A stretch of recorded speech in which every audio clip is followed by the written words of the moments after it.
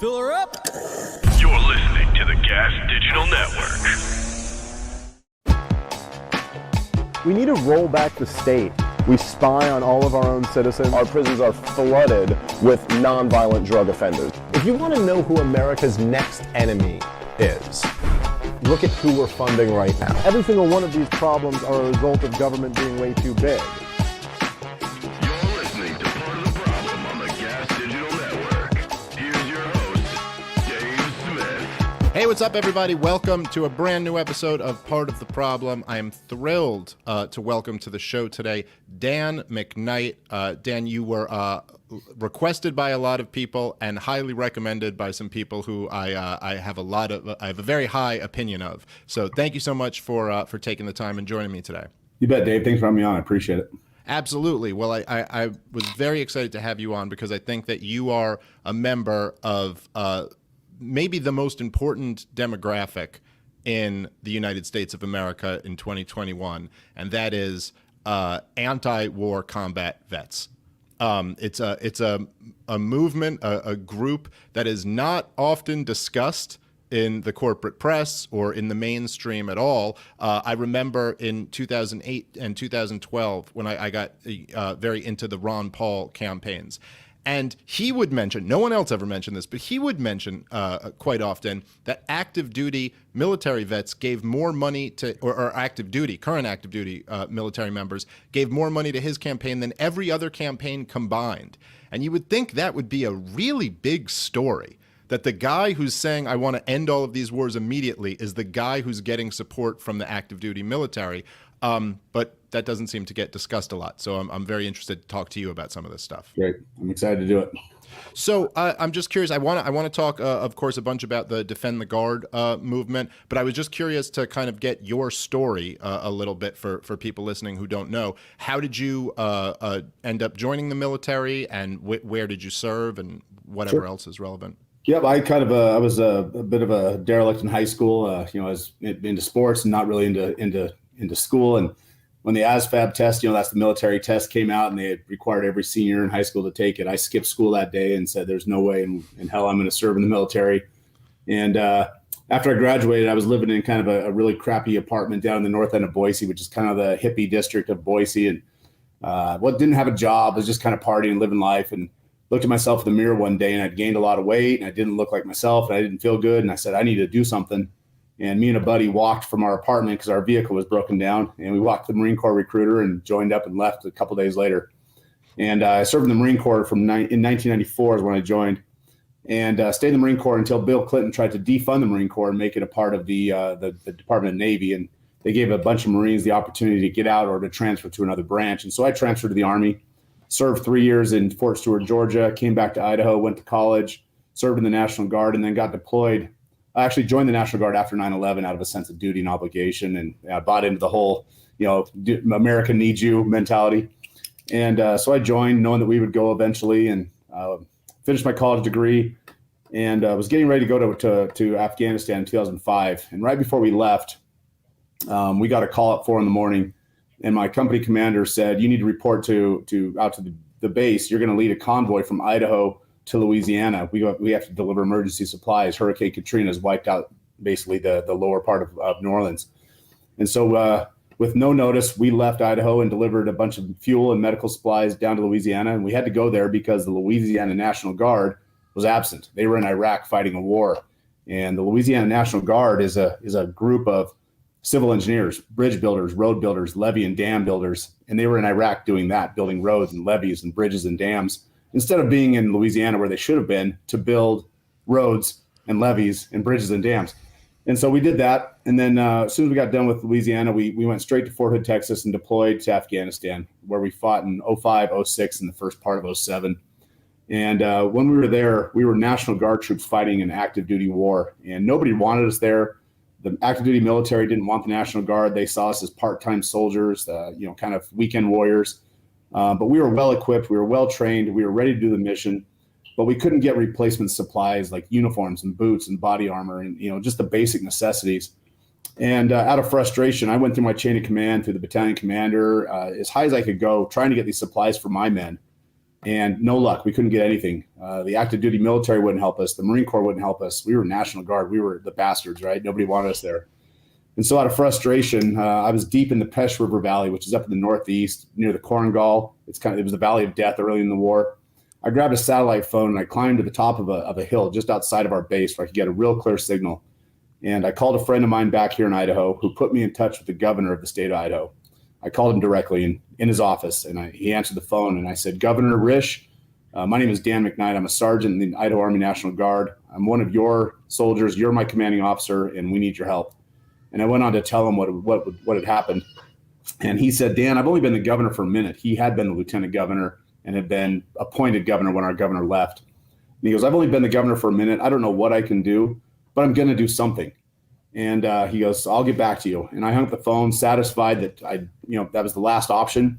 And 48 hours later, our supplies were on the way. I got a message from our chain of command that Governor Jim Risch had done his job. And so I always held Jim Risch up on this pedestal as kind of the hero, a supporter of the veterans, defender of the Constitution, Superman with his S on his chest. And I kind of watched his career over the years. I came home and I was injured in Afghanistan. I came home and retired from the military. And I watched Jim Risch's career where he went from governor to United States Senator and then worked up in seniority through the ranks of the senator of the Senate. And in 2019, after President Trump had the midterm successes, the Republicans took control of the Senate. And old Jim Risch became the chairman of the Senate Committee on Foreign Relations. And I'd been dormant from 2007 to 2019. I'd just been upset, frustrated, pissed at the whole foreign policy structure, the war, seeing my buddies go back for their 10th, 11th, 12th deployments. And so I thought, you know what? Jim Risch was good to me once. I'm going to call Jim Risch again and see if he'll help end the war. He's the second most powerful man in the country in foreign policy. Maybe he'll do it again. And I tried to call his office, no luck. And so I wrote an op-ed asking him under what conditions would need to be met for him to end this forever war. And he didn't respond, but local newspapers, 9 of them, picked up my op-ed and published it. And so I knew that he had read it. And he came to Boise to speak at a Chamber of Commerce event. And I hired a buddy of mine that had a camera. And I said, follow me to this Chamber of Commerce event. We're gonna corner Jim Risch. And sure enough, I got a chance to ask him a question. I stood up there. I had a fresh military haircut. I was in a suit. I looked strong, right? Looked the part. And I introduced myself, and he stopped me right there. And he goes, Dan, I remember you. I remember the situation from 2005. I've read your op-ed. I agree. We're done nation building. We are through sending American dollars and troops over to Afghanistan and to a country that simply doesn't want it. And I thought, my God, that was easy. I did my part again. Jim Risch is going to do it again. And then the son of a gun got on an airplane and went back to Washington, D.C. And over the next 90 days, he voted 3 times to extend the war in Afghanistan, Yemen, and Syria indefinitely. And that's when me and a bunch of my buddies that went to Afghanistan, guys that have come home maimed, guys that have come home broke, filed bankruptcy, been divorced, struggling with PTSD, we got together and a group of us angry veterans said enough is enough. And we started this organization called BringOurTroopsHome.us. And the goal was to influence Washington, D.C. and our elected representatives to listen to us, listen to people with actual skin in the game who've lost a brother, who have held their closest friend as they're dying, who have had to come home and talk to widows and mothers that have lost their child or their husband. And it hasn't gone well in Washington, D.C. We've made a noise, and we've gotten the platitudes, and they'll listen to us, and then they turn around and do exactly opposite of what we ask them. And so now we're growing the organization even bigger. And instead of messing around with Washington, D.C. and all the influence that comes in and the billions of dollars from the military-industrial complex, we're now taking our fight to the states and having the states reclaim their authority under the federal system that our country was founded on. And we're taking the fight to the local level, and we're having a lot of success. And that's where we're at. That's a nutshell synopsis of how we got to where we're at today. Yeah, it's a fascinating story. And I suppose that there was maybe some more political opportunity in helping you get the supplies and stuff you needed while you were in Afghanistan, but actually opposing the war maybe isn't. Maybe there's not as much political opportunity in that move. It's really interesting. A lot of stuff there. Obviously, just an incredible story. The point that you made that I really think I don't know if I've ever heard that before or ever really thought about Katrina and the relationship to Bush having the National Guard out in Iraq. The fact that everybody kind of thinks of Iraq as Bush's failure and Katrina as Bush's failure, but that connection is really interesting. Do you think that there is, I remember talking to, I'm not going to say his name because I don't know if he would want me to share this information, but I was doing a show at Fox News, and there was a Green Beret who had served in Afghanistan, who was on the panel with me. And on camera, he was just like a George Bush Republican. He didn't say anything against the wars or anything like that. But a bunch of us went out to the bar afterward, and we were grabbing a couple beers. And over a couple beers, he started really opening up to me about some of the experiences in Afghanistan. And he basically kind of leaned in and goes, listen, this whole mission is completely impossible. He goes, what we're doing, the idea of building a military or a nation in Afghanistan is just, it's ridiculous. I'm going out here, I'm giving illiterate goat herders guns and then leaving and coming back a week later and finding out that he robbed everyone in the village with the gun that we gave him. This cannot, he goes, and then I'm listening to Bush on TV, talk about how the mission is going well and we're doing this, and you're like, this is just lying to the American people. And I do think that even some of the ones who won't speak up about it are much more aware than me or the average anti-war person in America is of just how impossible the mission in Afghanistan is. Absolutely. There were things in Afghanistan that we were asked to do that we knew that would be destroyed as soon as we turned our backs. Towards the end of our deployment, when we first started there, we went there as warfighters. We took a massive offensive operation called Operation Mountain Lion, where we came in just young and dumb and full of piss and vinegar, right? And we were going to go take it to the enemy. We were going to kill Osama bin Laden. We were going to end the war.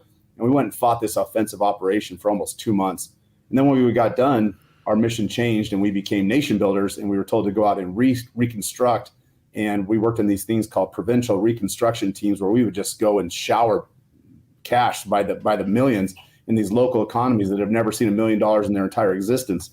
And we help them build roads and schools and water treatment facilities and secure free and fair elections and schools for women and children. And then we turn around the next day, and those schools for women and children were being used as war headquarters for the local warlord, and he was running his opium trade out of those brand new buildings.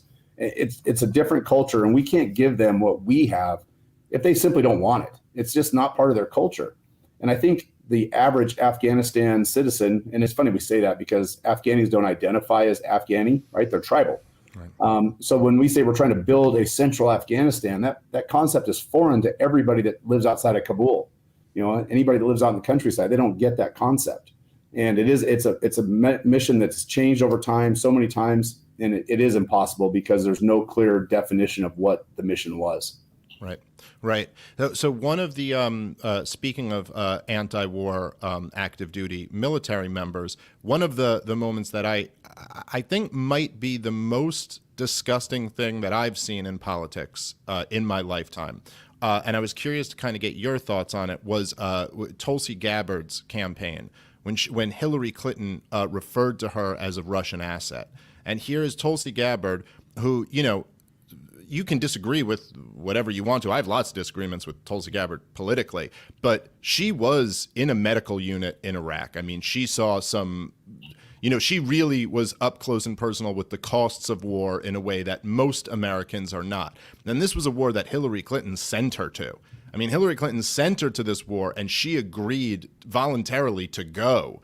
And for her to come out and be speaking out against these wars and be probably the most prominent anti-war voice in the country at the time, certainly the most prominent active duty military anti-war voice in the country, and to have the previous Democratic nominee call her a Russian asset for the crime of opposing the war, which Hillary Clinton apologized for after it was beaten out of her. But so you acknowledge that you sent these young people to go fight and die for the wrong reasons. And then when one of them comes back, I mean, I would think you'd be getting on your hands and knees apologizing to this woman. And instead you're insulting her in the most profound, to call someone essentially a traitor to their country. I thought it was disgusting. Absolutely. We have Tulsi prominently featured on our website, which is, bringourtroopshome.us. She is our, I would say, our role model for veterans opposing the war. And she didn't just go, and she wasn't just an active duty soldier. She was a National Guardsman from defending her own state. And if there's one state in the country that needs their National Guard to be home, I would bet that probably Hawaii's it, right? The one state that's actually been attacked by a foreign power probably needs their defense forces. But she went, and you're right, she was intricately involved, and she saw the blood, and she saw the injuries, and she saw the damage that was done. And to come back and call her a Russian asset was offensive to all people that have served, especially those that have raised their voice and said enough is enough. And the problem is in America, we've made this hyper-militaristic sensationalism of treating us as superhumans. You know, they give up seats on airplanes, they buy us coffee, they give us free fajitas on Veterans Day. You know what? It used to be just on Veterans Day, a day off and a thank you was enough. And for me personally, that would be more than enough. I don't need all this hyper awareness and uncomfortable interactions in airports and all the things that come with it. And so I think that by doing that, it's desensitized us to when a veteran says the things that they say and the things that they've seen, it doesn't mean as much to them because, hey, I said thank you. I put a goddamn yellow ribbon around my tree. I stood up and sang God Bless America at a football game. So what you have to say doesn't mean as much as it would once before. And that's part of our culture as a country. We've gotten to the point where we have propaganda that we feed to our children through video games starting at 5, 6, 7 years old about how cool it would be to join the military and go kill all these ragheads. And, it's not the mentality. It's not a good humanistic quality.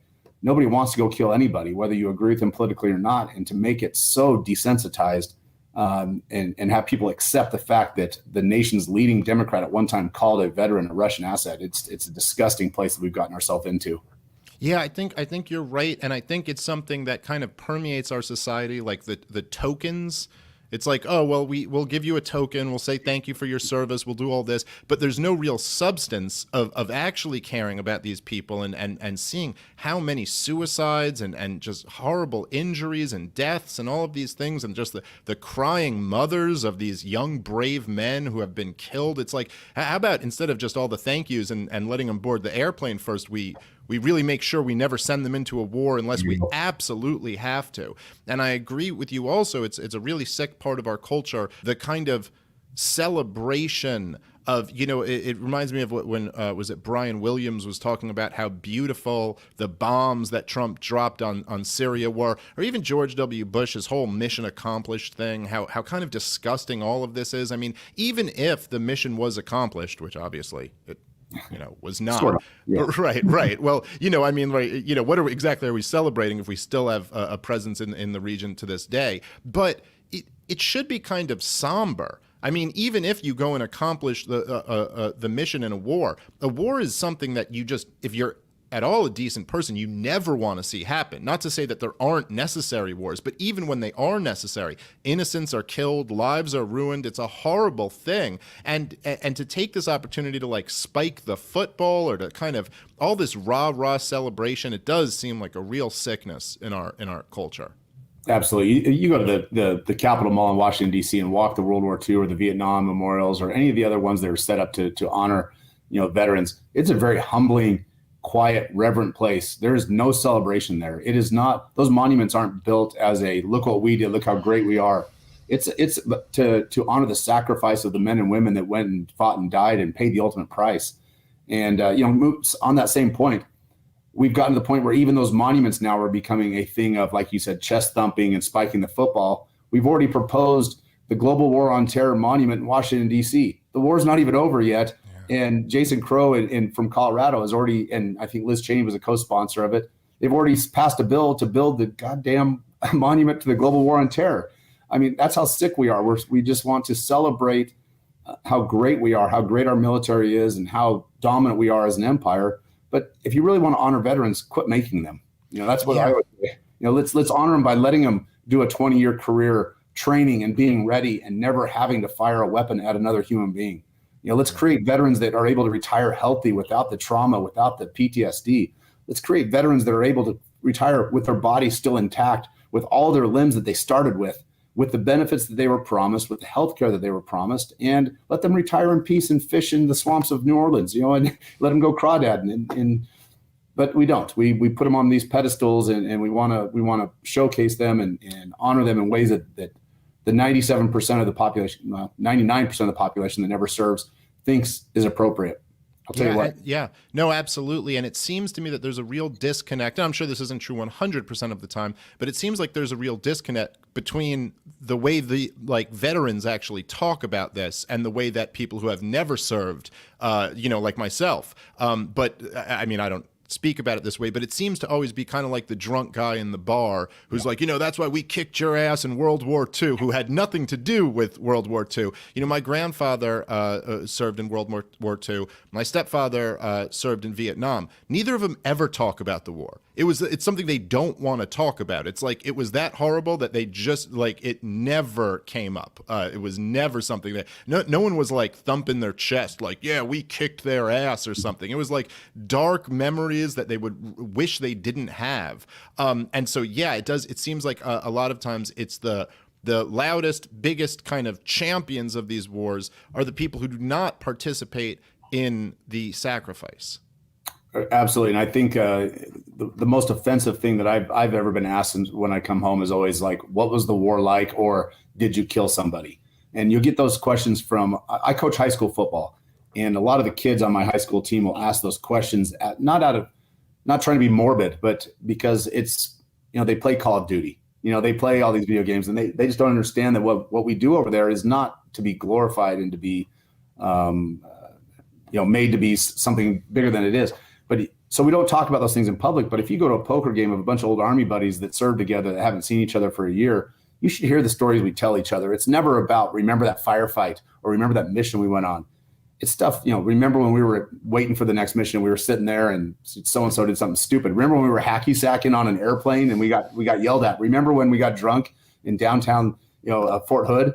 We don't talk about the crappy stuff. We talk about the good times, the camaraderie, the brotherhood, the esprit de corps. And those other things they stay in a very private and secure place in our memories. And I know that probably isn't healthy, but it's the way it is. They're not to be glorified. And I don't think any soldier that's ever really served in the military would ever glorify the things that we do, good, bad, or indifferent. Yeah. And there's something really perverse about like the movies and the kind of, the video games and the propaganda that does so. I mean, it's just, even in an absolutely necessary war, like a completely justified war, you still wouldn't want to glorify those aspects. And I think a lot of people recognize that these current wars that we're in do not fit that definition. One of the things that's really sick about the current warfare state is that it's a magnet for some of our youngest, bravest men who would be willing to risk their life to defend the Bill of Rights. A really noble thing in its purest form, the most noble, perhaps.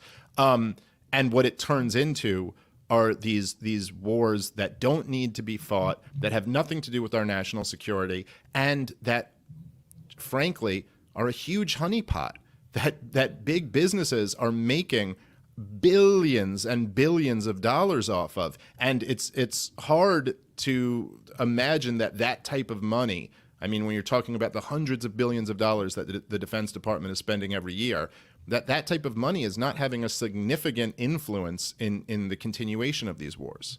100%. You talk about the able-bodied men that join and probably willing to pay that ultimate sacrifice. I've got on my shoulder back here, I got 3 Time magazine covers that came out probably a year and a half ago. And as soon as I saw it at the grocery store, I came right home and ordered the full 11x17 of it because I wanted to never forget what I saw. It's celebrating 3 young Marines that were graduating from combat, our School of Infantry in the Marine Corps, and were headed off to Afghanistan to fight in a war that started before they were born. And I keep that right there on my shelf to look at every single day to remember when I come in here, why I do what I do. I do this full time for nothing. For peanuts. I own a company on the side that pays my bills, but I do this full time. And that's why, is because there are able-bodied Americans that are willing to make that sacrifice. And when we raise our hand and swear that oath, I, Dan McNight, do solemnly swear to uphold and defend the Constitution of the United States. I think the military is probably the one branch of service that actually truly believes that, even if the officers and the diplomats and the politicians know that they're going to pull the wool over our eyes. We believe that when we take that oath. I've taken it 6 times through my reenlistments and my different branches of service. And if we're willing to defend that Constitution, all we ask is that if you're going to send us off to do that, to defend the Bill of Rights and the Constitution of the United States, then honor Constitution.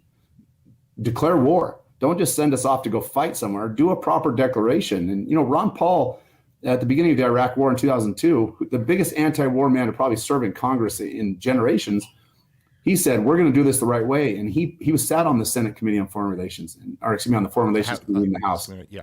And he submitted a declaration of war resolution. And he said, if we're going to go to Iraq, we need a declaration of war before we go. And he goes, I'm going to put forward this resolution, a proper declaration of war, but I'm going to vote against it. And I'm going to encourage everybody on this committee to vote against it because I don't think it's the right way to do it. And Henry Hyde, who is the chair of the committee, chastised him and said, that part of the Constitution is obsolete. We just don't do that anymore. I'm sorry, my oath was to the entire Constitution, to the full Constitution, not to the parts you want. And there's no part of it that's been excused or dismissed. And so that was my awakening, was the Ron Paul era. When I started hearing this crazy man from Texas, screaming at the top of his lungs and beating his chest and stomping his feet and trying to get people to listen to him, that was my awakening. I was a George W. Bush sycophant. That was my dude. When I was at Fort Hood training to go to Afghanistan, we took a weekend pass and went and found his home in Crawford, trying to see if we could just get him to wave at us, just to pump us up before we went to the war. But the Ron Paul era had just started, and I started really paying attention, and that was my conversion. But that's where we stand. We believe in the entire Constitution. We would ask Congress to uphold every portion of that sacred document. And if they don't like that part of the document, we have a mechanism for that, right? We have amendments. We have an amendment process. It's difficult, but damn it should be difficult. It should be hard, just like it should be hard to take our nation from a state of war to a state of peace. Yeah. Well, it's funny, too, because of all of the parts of the Constitution to disregard, that is debatably the most important. Right. I mean, this was something that all of the founders really put a lot of thought into, in the idea that the whole thing was built around preventing the consolidation of power that the monarchs in Britain had developed. And the idea that the king-like figure would have war-making powers was a very reasonable fear, and we see what this has become. When you give the one executive the power to bomb whoever he wants to, send troops wherever he wants to, there is it's a power that no one individual should have. And so it was like I'm kind of in a similar way. Like I lived in New York. I was like a couple miles from 9/11. From the Twin Towers on 9/11. And when George Bush came to New York and was like, the people who knocked these towers down are going to hear from you, I was like, hell yeah, this Texas madman is exactly who we want in there right now. And it's funny, years later with Ron Paul, the contrast between the two of them, like they're both from Texas, they're both Republicans, but one of them is like, this guy who just knows everything about history. He's a baby doctor who knows more about monetary policy than a professional economist, and George Bush was like a guy who's like, my daddy fought this war, now we're going to fight this war. Like, I don't need to know anything. I know that I can drop bombs on these guys. And it was like, once you saw this kind of thoughtful Ron Paul approach, you were like, wow, there is just a lot more wisdom to what this guy is saying than just this rah-rah, let's go bomb everyone into Jeffersonian republics or whatever the plan was. Absolutely. Yeah. I never bought into the, I'm going to avenge my daddy's failures in Iraq. But the more you read, study it, and the more you read about it, the more that kind of probably was exactly what it was. And I was in the Dominican Republic on my honeymoon 2.5 years ago. And a friend of mine, Scott Horton's book had just come out, Fool's Errand. So I guess it was 3 years ago. And I took that book with me on my honeymoon, not knowing what I was about to read. And I'm laying on the beach, drinking umbrella drinks with my brand new wife. And I'm screaming at this book. People around me are looking at me like I'm crazy. And when I realized all the things that had led up to the war in Iraq, and even the war in Afghanistan too, how there was no real tactical or military reason for going. It was about finishing Daddy's mission. I cursed Scott. I didn't know him at the time. And I got home and I wrote him an email and I'm like, you son of a bitch, you ruined my honeymoon. and it kind of started a friendship. And so the more you read it, the more veterans actually love that book, because we're able to kind of reconcile our feelings about why we were there. It didn't quite make sense. And as you read Fool's Errand, it reconciles those feelings a little bit for us. And you're right. He's very much in the Ron Paul mindset. And I think a lot of his learnings come from Ron Paul and God, we were lucky to have that man. Yeah. Well, by the way, there's a copy of Fool's Errand over I can see it, yeah. here somewhere right behind me. I love Fool's Errand. I've given out dozens of copies of this book. I highly recommend it to everyone.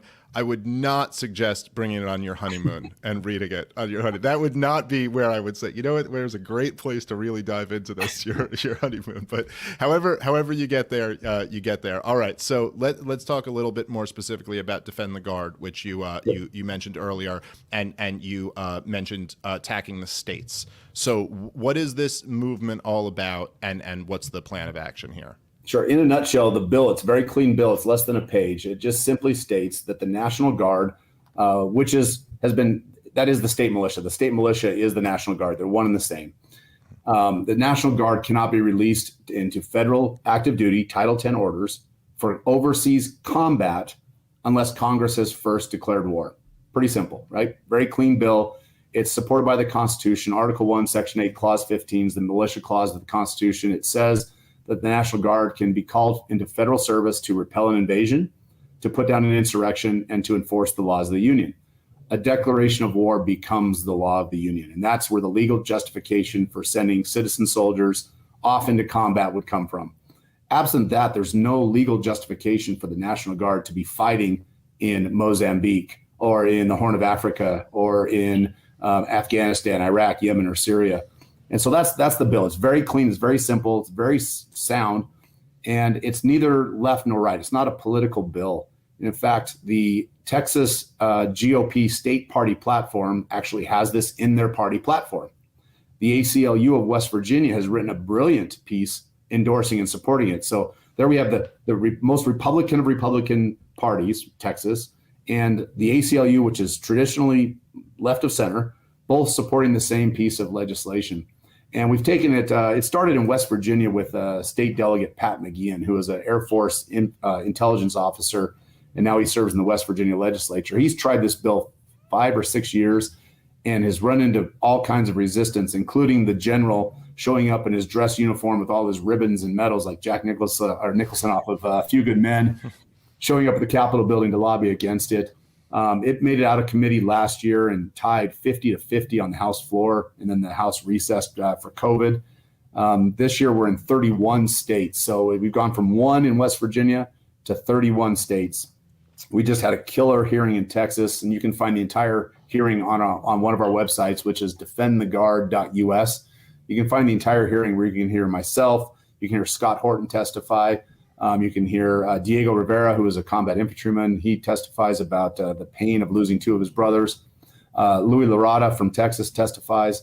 Brian Sharp. You can hear all the testimony. 10 veterans and anti-war activists testified in favor of the bill. Not a single person opposed it. And right now it looks like it's about to die in committee, because if it doesn't come out by today or tomorrow from committee, it won't make it to the House floor in time. In Idaho, we pushed the bill, and we had to go through what's called a print hearing. It's like an introduction hearing. And the committee voted in favor of the bill, but the chairman didn't like it. He killed it. It was a voice vote, and he misinterpreted the voice vote and said that it had failed and gavelled out of session. In Wyoming, Liz Cheney last year on this bill, she called her staff called members of the Veterans Affairs Committee and told them if they passed this bill, that she would personally see to it that 2 C-130 aircrafts were stripped from their state and sent to another state that didn't have this bill. We've had generals testify against me and Representative Aaron Elward in South Dakota, and got up and just told bold-faced lies about losing missions and funding, and people were going to die if we passed the bill. So we know we're on the right track. If the military-industrial complex is fighting this hard, and Liz Cheney, the heir profiteer, or the heiress to the war profiteer fortune, and the merchant of death is willing to fight this hard against it, we know we're on the right path. And so 31 states, and we're about to see it come forward in Florida, where Anthony Sabatini and Melanie Bell are pushing it, and we think we have a good shot there. So that's Defend the Guard. Defendtheguard.us is the website. You can see all kinds of awesome information there. You can even go there or bringourtroopshome.us and sign up to follow along, to find out where you can testify in these state hearings. We just testified in Maine Monday. I was actually on vacation in New Orleans at the time, and we testified from my hotel room wearing underwear. and a nice shirt, of course. And the hearing was great. Eric Brakey, who I know you've had on your show before, Yeah, he's great. Testified, and he was dynamic. The guy didn't wear the uniform, but nobody speaks more clear about the enumerated powers and the war power making than Eric Brakey. He's just a sharp individual. In fact, your debate with him was one of the few things on YouTube that I've saved and earmarked on my. I like to share it with anybody that comes to my office. It was so good. Oh, thanks. I'm glad you enjoyed it. You bet. And so that's Defend the Guard. And we're hoping next year to be in 50 states, all 50 states. We're going to pass it somewhere. And once it passes in one, it's going to be like dominoes falling. Yeah. Everyone's just kind of waiting to not be the first state. And, we challenged Texas to be first, be the one. And we thought we had a really good shot there, but the military industrial complex raised their ugly head and they came and did what they do. Yeah. And one more quick story about Defend the Guard. We had 21 sponsors or co-sponsors in Wyoming, including a senator and a representative who were both going to be running against Cheney in the primaries for her congressional seat. We had a libertarian, I think one of the only libertarians elected in the entire country, Marshall Burt, was a sponsor. Democrat Andy Clifford, a Native American woman who has a husband and a son and a brother who have served, and a Republican, Ocean Andrews, a very liberty-minded Ron Paul Republican, were the primary sponsors, and we had 21 co-sponsors, including members of leadership from the Republican Party. And we couldn't get the Speaker of the House to even assign it to a committee because the night before it was supposed to go to committee, the general invited all 21 co-sponsors, the Adjutant General for the Wyoming Guard, invited them all out to the base for a private tour to show them all the good that the National Guard does and see our shiny tanks and our shiny airplanes and our shiny helicopters. And then the bill died. And so we know we're on the right path here. We know we're headed the right direction. We've got some great endorsements. Daniel Ellsberg, who is the Pentagon Papers whistleblower, he's endorsed the bill. General Bonson, who is the most highly decorated Vietnam veteran, he's endorsed the bill. And we've got a fantastic article on our website that you can find, written by our communications director, Hunter Dorenzis. And I think you know Hunter as well. Mm-hmm. Fantastic article about Doc Bonson and his endorsement of Defend the Guard. We had a recent op-ed in Responsible Statecraft that had a lot of attention that was picked up by Zero Hedge. And Stark Realities, Brian McClinchy wrote a fantastic article about Defend the Guard. And PBS NewsHour is coming to Idaho this week to do a 1-hour special about Defend the Guard. And so it's starting to get traction. And we know that good legislation takes time. We're not going to pass it the first time around. It takes momentum. It takes a movement. It takes grassroots. And so anybody that's interested, I'd encourage you to go to defendtheguard.us. Sign up to be a part of the grassroots army, and we're going to take it to the states where you can walk into the Capitol building and talk to your neighbor who's also your representative and make him answer to why we're still fighting these endless wars and why we're sending our teachers, our tradesmen, our mechanics, our doctors, our police officers from our communities off to go fight in Mozambique and the Horn of Africa and in Niger and all these other places around the world where the National Guard has no responsibility or mission whatsoever. Yeah, absolutely. It's a great plan of action. And I would really encourage, because I know there are people who listen to the show who are anti-war combat vets. This is your home. Go join up with these guys, because this is really incredible what they're doing. And as you mentioned, one of the things that's so beautiful about it is it has equal appeal to the left and right. It's not a politically divisive issue at all. In fact, it's really one that any good leftist or good right-winger should be able to really get on board with. Obviously, there's a long tradition of being anti-war on the left. And the bill is a purely constitutional measure. So any right-winger has something right there for them. This is just enforcing the Constitution. I mean, that's the spirit of the whole thing. Is it's not even saying you can't use the National Guard in a war, just that you have to follow the Constitution and Congress has to declare a war. I'll make sure to put in the show notes of this episode the video of the speech that you mentioned that Pat, how do you say his last name?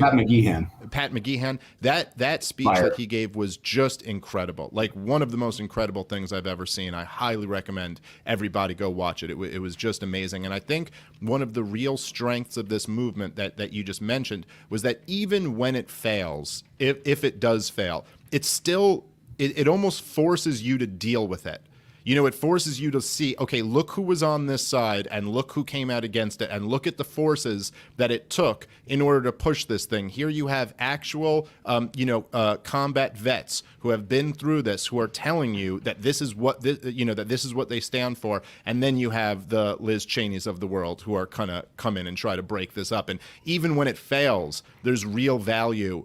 When it fails politically, there's still real value in people seeing this. And as you mentioned, all it takes is it passing in one state, and this is going to have a huge impact. Right, and the Socrates, but I like to talk about the philosophers of the past. But Socrates was brought before the Senate and put on trial. Right, he was put on trial because he didn't recognize the gods that the state recognized, and he gave a speech, the gadfly speech. And I don't know if you've ever heard it, but he likened himself to the gadfly. That it was his job to oppose things of the state and to constantly sting them and awaken the giant steed, the giant horse that is the state. And we like to see ourselves as that gadfly. We know that we're going to be an annoyance, but we're going to constantly sting them until they do something right, some sort of proper and virtuous action. And so we are the gadfly, and we don't worship the gods that our state worships, right? We don't worship the gods of endless war, the gods of war profiteering, or the gods of endless wars. We don't worship those gods. We're here to tell the state, we're going to sting you and sting you and sting you and sting you until you do your goddamn jobs. Yeah. That's beautifully put. Absolutely. I wonder, what it must be like from your perspective, seeing Joe Biden just said yesterday, or maybe it was the day before yesterday, that he officially said we'll be leaving Afghanistan in September, which, spoiler alert, we won't be. It's not going to happen. He's going to get rolled again like they always do. He also said we'd be leaving, I think, in 2014 or something. We're not leaving Afghanistan in September unless there's a change. It won't just be because Biden decided this. But it must be almost surreal from your perspective to have served in this war a while ago and to see them still pushing back the date, as if with over 100,000 troops, what couldn't be accomplished is going to be accomplished in the next 3 months.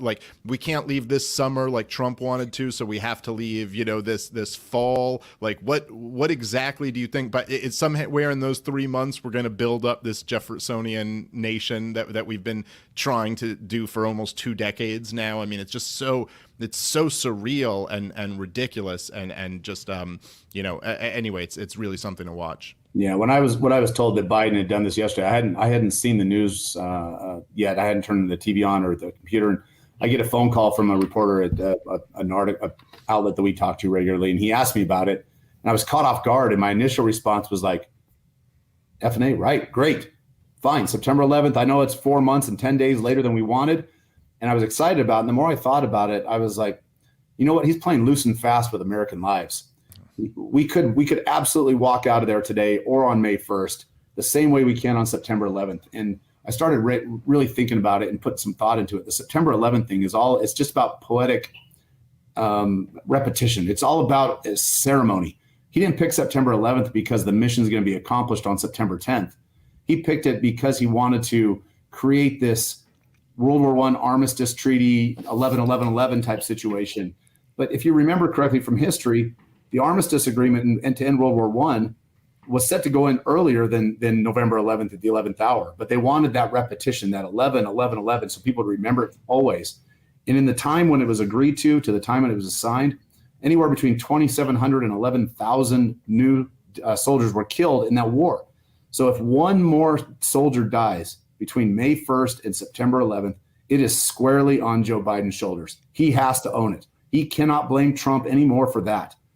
He could absolutely walk out of there on May 1st and honor America's promise. It wasn't Trump that made the promise in the Doha deal. It was Trump speaking for America. America made that promise. Right. We should be keeping America's word and packing up the circus tent and coming home on May 1st.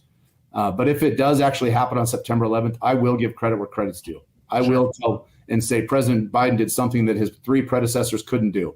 He ended a war. He ended 2 wars. Really, I mean, Syria is almost, or Yemen, is our involvement done there. If he ends 2 wars, I will give him the credit that he deserves. But if one American dies between now and September 11th, it rests squarely on his shoulders. And the problem with Joe Biden is he's really good at those ceremonial things. He's really good at going to to the soldiers' funerals and talking to widows. His personal connection with people is solid. That I would say that's probably his greatest strength as a leader, is his ability to connect with people in a personal way. And so it will come off as a triumph for him if he does attend a single military funeral, because the world will see how compassionate, how human Joe Biden is. But I say not one more. There's not a single life that's worth extending this war till September 11th. And General Don Bolduc, I don't know if you ever heard of the general before. He was one of the original horse soldiers into Afghanistan that fought on horseback, 10 combat tours as a Green Beret. He ran for Senate up in New Hampshire last year against Jean Shaheen. I don't know if you saw her comments last week, and we could talk about those in a minute. But he lost. I didn't see. Yeah, I'll tell you about it. It's pretty disgusting. But he's a general who is opposed to one more minute of war in Afghanistan. He's there. He's been there. He commanded troops. He's a brigadier general. He knows the ins and outs, and he's very anti-Afghanistan war, and he feels that we should be leaving on May 1st, just like President Trump promised. But Jean Shaheen, I wrote down the comment here. Let's see if I can find it. She's the senator from New Hampshire, and here we go. Supporting Afghan women is a human rights imperative, and it also bolsters the stability of Afghanistan in any agreement. There can be no equivocation. Prioritizing women's inclusion and rights in Afghanistan must be a U.S. foreign policy priority. Wow. Yeah. So, Jean Shaheen, Liz Cheney, Crenshaw, Lindsey Garner, or Graham, all of the whole warmongering bunch. They will find any reason to stay in Afghanistan beyond a military mission, anything they can find.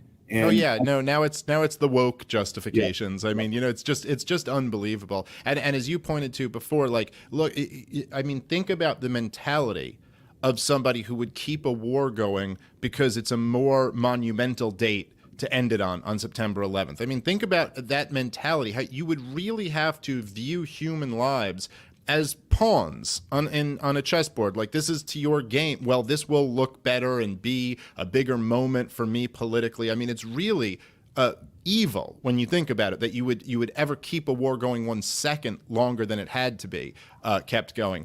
And then these same people who will, have no problem inflicting needless death and suffering on real human beings, will also then turn around and put themselves forward as the champions of women's rights. And even, leaving aside even if their goal actually was women's rights, and I know there's a lot of, because I've talked to a lot of combat vets who served in Afghanistan. I mean, look, it is true that the Taliban is not really good on women's rights. But, the guys fighting the Taliban oftentimes aren't very good on little boys' rights. So it's not exactly just a clean decision here. Oh, we just want girls in school, so we're going to hand these kids off to the other side. They've got their own pretty disgusting cultural norms as well. So this is all, but of course, obviously, they don't even mean any of this. I mean, this is just to keep the gravy train going. Yeah, it's virtue signaling, and I'm glad you brought that up. That the little boys issue, it's part of the Afghani culture called bachibazi, and Americans prop up these village elders and these warlords, and we protect them, and they abuse little boys. They treat them as sex slaves. When we first got there, we didn't quite understand it because it's not something we're really used to in our culture. And the military used to say on Thursdays they would dress these little boys up, paint their nails, paint their hair, put makeup on them, and they would travel with them when they would come onto the base to do their jobs on the base. And it was disgusting, and we didn't quite understand it until the Marines in 2000, I think it was 2010, it might have been 2011. And a dear friend of mine, Representative Ben Adams in Idaho, he's a state representative, two-time combat Marine. He was working the radio on one night when he got a call that his soldiers, his Marines, his guys had been attacked. And I believe there were 4 that had been killed by one of these sex slaves who had seen the American Marines as protectors of the abusers. And he had gotten a hold of his abuser's AK-47 and had gunned down a group of Marines, killing 4 or 5, I'm not sure. And Sergeant Adams had to work the radio and work the medevacs and call in the air support to go get his fallen brethren who had died because we were protecting a pedophile. We were propping up the pedophile culture in Afghanistan. We were propping up the opium production in Afghanistan. We are propping up warlords who abuse women and children. We're propping that up. That is not our job as military men fighting, for freedom and democracy around the world. So you're right. The Taliban is bad, but the other things, bachi-bazi culture is as bad, if not worse. And it's not something we can cure by being on one side of the fight. We need to remove ourselves. And Afghanistan eventually will figure it out. It might be another 3,000 years. Yeah. But they don't need us there. Obviously, in 20 years, we haven't been able to do anything to stop any of it. Yeah, and of course that they're not going to figure it out by us dominating them and forcing them or picking one of these awful sides and propping them up, as you were saying. I mean, that's not going to be how they figure it out. No, we're not the first empire to try to dominate Afghanistan, and maybe we'll be the last. I don't know, but it's certainly not going to work for us. And no, the truth is, what you would hope for in some way is that you could open up the society and introduce some of them to the ideas of modernity, and you would hope that they could, maybe we could assist them in some way to grow out of this, like dropping, I don't know, pamphlets or sending books I'd like to send a whole lot of Scott Horton books or something over there. But yeah, no, it's not going to be by going in there and dominating them militarily. This is, I mean, my God, if it was going to work, we would have had some sign of it by now. And it really is. It's unbelievable that this war is going to, that the war is older than the kids serving in it. There's a gentleman that I spoke to a couple weeks ago, and you talk about the length of the war. He was a late 30s, senior non-commissioned officer, like a staff sergeant, maybe a sergeant first class, when the war first started. And he went in 2002. He came home, and his son, who was 18 years old, went in 2003. And now his grandson is preparing to go off and fight this war. So you're right. Nothing we have done, 3-generation war, and there's nothing we've done there that has changed a damn thing in Afghanistan. So we're not in a 2-generation war anymore. We're now entering the 3 generations. And can you imagine? I mean, I say this often, with lots of different government programs. I mean, I've talked about this a lot with the COVID regime, and when they said 15 days to flatten the curve, and a lot of Americans went, well, okay. I mean, and look, that did sound kind of reasonable. Like, hey, we could all give up a couple weeks' pay. We could all give up a couple weeks of our lives to make sure that people aren't dying in stairwells and stuff. And you wonder if they had said, at the time, if they had got, instead of saying 15 days to flatten the curve, they had said, how about a year and maybe forever? Maybe we just never go. Probably there would have been a different reaction. And I'm not even saying that they're lying. I'm just saying in hindsight, had we known what the reality would be, and just imagine if after 9/11, they had told people, yeah, we're going to go to Afghanistan in a nation-building effort. It will be the longest war in American history by far. But don't worry, by the time your grandson goes to serve in this war, we really think we'll be making some progress. And really, we haven't made any progress by then, but we'll keep going until we do. I mean, if they had been honest with the American people, or even to give them the benefit of the doubt, if they had just known and the American people were told what would happen, there is absolutely no chance that this would have been accepted. So that's what we're dealing with now, hindsight being 2020. 100%. And that's our statement right there for all veterans, especially those that serve in the global war on terror, but really all veterans, family members, everybody. If we come together on a grassroots effort, we can finally tell these knuckleheads in Washington, D.C. that enough is enough. Or as our friend Scott would say, enough already. It's time to end the global war on terror. It's time to acknowledge our successes and acknowledge our failures and come home, retool, regroup, prepare for the next conflict that comes to our shores, and let the State Department drop the leaflets. Let the State Department work on education. We'll let the State Department work on women's and children's protection. Let the diplomats do what diplomats do. Let world organizations deliver the food. The military doesn't need to be the one doing it because we're really, really bad at it. And one story on that, and then I know we're getting close to the end of our time. Yeah, I was deep in that Pesh River Valley one time at a base called Asadabad. In the middle of the night, a Chinook helicopter came in, and our guys, we ran out to the helicopter pad just in time to see them leave. They landed and they took off, and they left behind a 4-foot by 4-foot by 4-foot tall box on a pallet. And no note, no instructions, no nothing. We grabbed it, we secured it, we opened it up and looked inside, and it was stacked full of $100 US bills, full. So 4 feet by 4 feet by 4, 16 cubic feet, if my math is correct. That's not right. Is that right? Is it? I don't know. I'm not good at math. Not even You close. had me go. Yep. Let's just say it was a lot.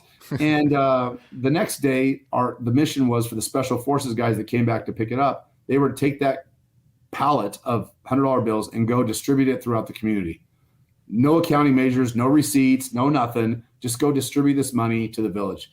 That's what happens when you put a bunch of, and we can call ourselves this. Nobody else that served is allowed to say it, but a bunch of knuckle draggers in charge of dispersing funds. We're not good at it. What we're good at is destroying things and blowing things up and killing things. The military should not be the nation builder, the peacekeepers, the training of the police force, the protector of women's rights, the builder of water treatment facilities and gas stations.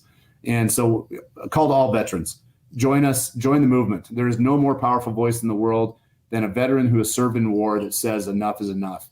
And if you want to join our organization, I'm going to encourage you to follow us on Twitter. You can go to @TroopsHomeUS on Twitter and Facebook. BringOurTroopsHome.us or DefendTheGuard.us and join the grassroots army. Join our organization, a bunch of like-minded veterans who are just kind of pissed off at politicians. We're ready to take the fight to them. We're ready to fight in Boise and in Missoula and in Sacramento and in Carson City. And we're ready to go to all the capitals, and we're going to fight and get politicians just to finally, for once, do their job, listen to those that have skin in the game, and do what's right by the Constitution and what's morally right for America. Absolutely. Amen. And I just think that, particularly right now in the history of our country with this movement building steam, it's just such a powerful opportunity. Look, everybody knows we're not winning in this war. We're not getting anything more than we've already got out of it in all the terror wars, and everybody knows our country's in a bad spot right now. The economy is in a bad spot. The culture's in a bad spot. There's all of these problems that we have here at home. We need to just end this nonsense already and get back to taking care of our own country. And I just think what you're doing is incredible. I'm very happy to help in any way that I can, and I hope that particularly the people, because I know there are people who listen to this show who fall into this most important demographic, anti-war combat vets. This is your home. Go join these guys and be a part of something incredible. And on that, Dan McKnight, thank you so much for your time. Right. I really enjoyed it. It was really it was eye-opening, and I think one of the most important episodes I've ever done. So thank you very much, and I'm happy to have you back anytime if you got any updates to talk about. Absolutely, brother. Thank you, everybody, for listening. Thanks for checking out the show, and we'll see you next time. Peace.